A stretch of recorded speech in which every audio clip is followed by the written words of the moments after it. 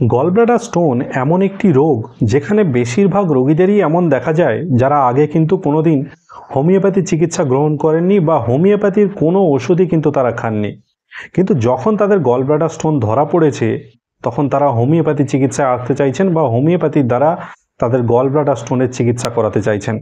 কেননা তারা কারো না কারো মুখে শুনেছেন যে গলব্লাডার স্টোন নাকি হোমিওপ্যাথি চিকিৎসার দ্বারা সম্পূর্ণ গলিয়ে ফেলা যায়। আসলেই কি হোমিওপ্যাথিতে গলব্লাডার স্টোনকে সম্পূর্ণভাবে গলিয়ে ফেলা যায়? এই কথাটা কতটা সত্যি, এই বিষয়টা নিয়েই আজকের এই ভিডিওতে আলোচনা করব। এবং গলব্লাডার স্টোন কি কারণে হয়ে থাকে এবং গলব্লাডার স্টোন হলে কি কি ধরনের কমপ্লিকেশন বা জটিলতা দেখা দিতে পারে সেই সব বিষয় নিয়ে আজকের এই ভিডিওতে আলোচনা করব। তবে এর জন্য এই ভিডিওটি আপনাদেরকে সম্পূর্ণ দেখতে হবে। নমস্কার, আমি ডাক্তার মানবেন্দ্র মণ্ডল। হ্যালো হোমিওপ্যাথি ইউটিউব চ্যানেলে আপনাদের সকলকে স্বাগত জানাই। তাহলে চলুন ভিডিওটি শুরু করা যাক।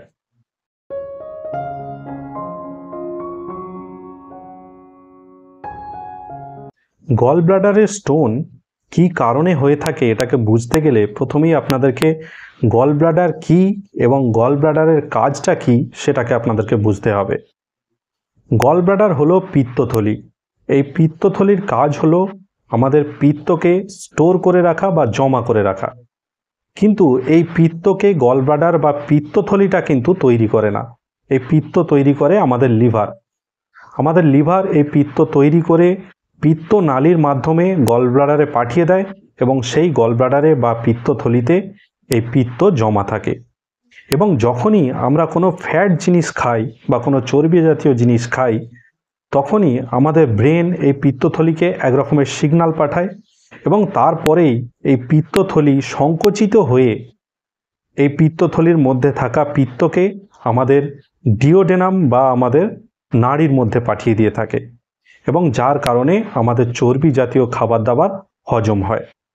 কিন্তু আমাদের এই পিত্তথলি বা গল ব্লাডারের এই সংকোচন ক্ষমতা যদি কোনো কারণে তুলনামূলকভাবে অনেকটা কম হয়ে যায় বা একদমই হ্রাস পায়, তখন আমাদের পিত্তের মধ্যে থাকা বিভিন্ন রকমের জিনিস যেমন কোলেস্টেরল, বাইল পিগমেন্টস বা বাইল সল্টগুলি আমাদের পিত্তের মধ্যে থিতিয়ে যেতে থাকে বা জমা হতে থাকে এবং পরবর্তীকালে এই জিনিসটাই স্টোন বা পাথরে পরিণত হয়ে যায়।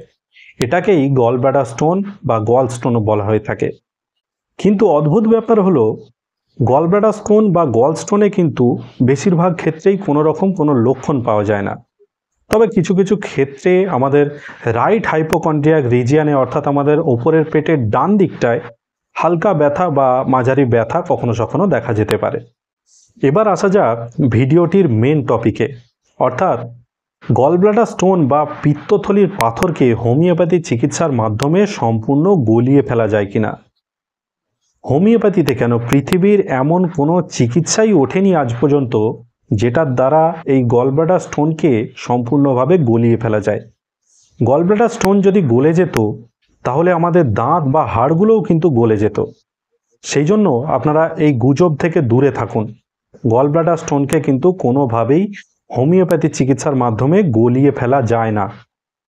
কিন্তু হোমিওপ্যাথি চিকিৎসায় এই গল ব্লাডার স্টোন বা পিত্তথলির পাথরের চিকিৎসা অবশ্যই আছে, সেটা নিয়ে কোনো রকম কোনো দ্বিধা নেই, কিন্তু সেটা একটি নির্দিষ্ট শর্ত সাপেক্ষ। প্রথমে আপনাদেরকে বলে দিই যে হোমিওপ্যাথি কিভাবে গল ব্লাডার স্টোনের চিকিৎসা করে, তারপরে শর্তের কথায় আসছি। আপনাদেরকে আগেই বললাম যে গল ব্লাডার বা পিত্তথলির যে শক্তিটি হারিয়ে যায় অর্থাৎ সংকোচন শক্তিটি হারানোর কারণেই সেখানে পাথরের সৃষ্টি হয়ে থাকে। হোমিওপ্যাথি চিকিৎসার মাধ্যমে পিত্তথলি বা গল ব্লাডারের সেই সংকোচন শক্তি পুনরায় ফিরিয়ে আনা সম্ভব এবং যার ফলেই গল ব্লাডারে থাকা পাথরটি বেরিয়ে যাওয়ার একটি চান্স থাকে বা সুযোগ থাকতে পারে। কিন্তু এখানেও বেশ কিছু শর্ত আছে, অর্থাৎ আপনার গল ব্লাডারে যে পাথরটি পড়েছে সেটা 4 mm বা 4 মিলিমিটারের নিচে হলে তবেই কিন্তু হোমিওপ্যাথি চিকিৎসায় আসা উচিত। 4 mm এর ওপরে হলে আপনাকে অবশ্যই সেক্ষেত্রে সার্জারি করিয়ে নিতে হবে। কিন্তু হোমিওপ্যাথি চিকিৎসায় এই 4 mm এর নিচের পাথরগুলো বের করার সময়তেও অনেক কিছু জটিলতা তৈরি হতে পারে, সেক্ষেত্রেও আপনাকে কিন্তু অনেক সময় সার্জারি করাতে হতে পারে। হোমিওপ্যাথি চিকিৎসায় পিত্তথলি বা গল ব্লাডার যখন পুনরায় তার পাম্পিং পাওয়ার বা সংকোচন ক্ষমতা ফিরে পায় তখন সে পাম্প করে বা সংকুচিত হয়ে তার মধ্যে থাকা পাথর বা পাথরগুলিকে সে পিত্ত নালীতে বের করে দেওয়ার চেষ্টা করে। কিন্তু এই সময়তেও একটা রিস্ক আছে। অনেক সময় দেখা যায় যে পিত্ত নালীতে এই পাথরগুলি আটকে গিয়ে এক ধরনের ব্লকেজ সৃষ্টি করে, যার কারণে পিত্ত বেরিয়ে আসতে পারে না এবং পিত্ত আবার সেই লিভারেই ফিরে যায়। অর্থাৎ যেখান থেকে পিত্ত সৃষ্টি হচ্ছে সেই লিভারেই আবার পিত্ত ফিরে যায় এবং যার ফলে জন্ডিস দেখা দেয়। গল ব্লাডারের হোমিওপ্যাথি চিকিৎসা করার সময় যদি আপনাদের এই ধরনের পরিস্থিতি সৃষ্টি হয়ে থাকে, সেক্ষেত্রেও কিন্তু আপনাকে অবশ্যই সার্জারি করিয়ে নিতে হবে। এছাড়াও গল ব্লাডার স্টোন বা পিত্ত পাথরির হোমিওপ্যাথি চিকিৎসা চলাকালীন যদি গল ব্লাডারের মধ্যে কোনো ছোট্ট পাথর থেকে থাকে এবং সেটা বেরোনোর সময় যদি কোনোভাবে প্যানক্রিয়াসের মধ্যে ঢুকে যায়, সেক্ষেত্রে কিন্তু অ্যাকিউট প্যানক্রিয়াটাইটিস দেখা যেতে পারে। এর ফলে সেই সব রোগীদের অসহ্য পেটের যন্ত্রণা দেখা যেতে পারে এবং যার ফলে তাকে কিন্তু ইমিডিয়েট হসপিটালে ভর্তি করতে হতে পারে। সেই জন্য আমার কাছে যতগুলো গলব্লাডার স্টোন বা পিত্ত পাথরের রোগী আছে, বেশিরভাগ ক্ষেত্রেই তাদেরকে আমি কিন্তু সার্জারির পরামর্শ দিয়ে থাকি। আবার অনেকে ভয় করেন যে সার্জারি করলে সম্পূর্ণ পিত্তথলি বা গলব্লাডারটাকে বাদ দিয়ে দেওয়া হয়, সেক্ষেত্রে পরবর্তীকালে কোনো রকম কোনো সমস্যা হবে কিনা।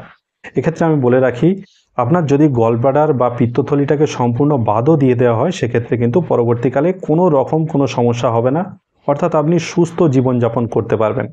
সার্জারির পরে গলব্লাডার বা পিত্তথলি বাদ দেওয়ার পরেও লিভার কিন্তু যেমন পিত্ত তৈরি করতো ঠিক সেভাবেই পিত্ত তৈরি করে যাবে এবং সেই পিত্ত আপনার পিত্ত নালীর মধ্য দিয়ে কিন্তু ডিওডেনামে স্বাভাবিকভাবেই পৌঁছাবে।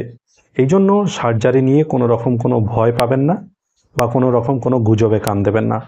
গলব্লাডার স্টোন নিয়ে আজকের এই ভিডিওতে কোনো রকম কোনো হোমিওপ্যাথি মেডিসিনের কথা আলোচনা করব না, কারণ আপনারা যদি মেডিসিনের কথা বলে থাকি, সেক্ষেত্রে অনেক সময় কি হয় যে কোনো রকম কোনো ডাক্তারের পরামর্শ ছাড়াই অনেকে সেই সব মেডিসিন গ্রহণ করে থাকে এবং তাদের যদি এই রকম কোনো রিস্ক দেখা দিয়ে থাকে, এই ধরুন জন্ডিস বা অ্যাকিউট প্যানক্রিয়াটাইটিস যদি দেখা দিয়ে থাকে, সেক্ষেত্রে অনেকেই আমাকে দোষারোপ করতে পারেন।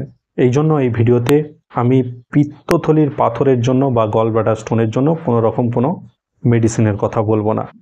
গলব্লাডার স্টোন নিয়ে আজকের এই ভিডিওটি আপনাদের কেমন লেগেছে অবশ্যই আপনারা কমেন্ট বক্সে কমেন্ট করে জানাতে পারেন এবং যদি আপনারা এই চ্যানেলে সম্পূর্ণ নতুন হয়ে থাকেন, তাহলে এই চ্যানেলটিকে অবশ্যই সাবস্ক্রাইব করে রাখবেন, যাতে এই ধরনের সঠিক তথ্য এবং গুরুত্বপূর্ণ তথ্য আপনারা আরও পেতে পারেন। আজকের এই ভিডিও এখানেই শেষ করলাম। পরবর্তীকালে আবারও এরকম একটি নতুন এবং গুরুত্বপূর্ণ ভিডিও নিয়ে আপনাদের সামনে আমি উপস্থিত হব। ততদিন সবাই সুস্থ থাকবেন, ভালো থাকবেন, নিয়মিত শরীরচর্চা করবেন। ধন্যবাদ।